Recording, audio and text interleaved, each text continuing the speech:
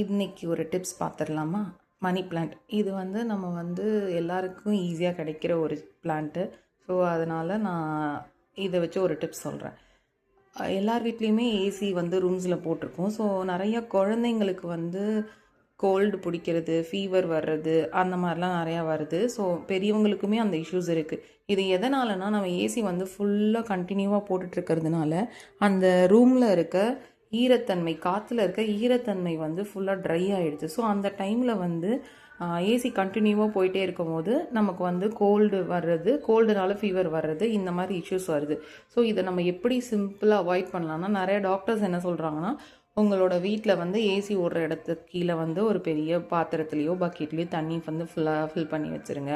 So அது வந்து அந்த காற்றுல இருக்க ஈரத்தன்மையை மெயின்டைன் பண்ணுறதுக்கு ஹெல்ப் பண்ணணும்.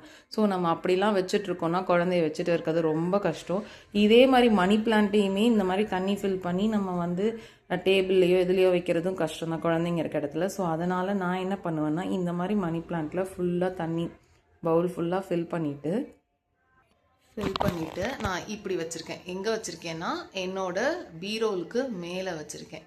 இது எதுக்குன்னா குழந்தைங்களும் எடுக்க மாட்டாங்க, அது டிஸ்டர்பும் ஆகாது. இது வந்து ஏசிக்கு நியர் இருக்க மாதிரி, இப்போ இங்கே ஏசி இருக்குது, ஸோ ஏசிக்கு நியர் இருக்கிற மாதிரியும் இருக்கும். ஸோ இந்த டிப்ஸை ட்ரை பண்ணி பாருங்கள்.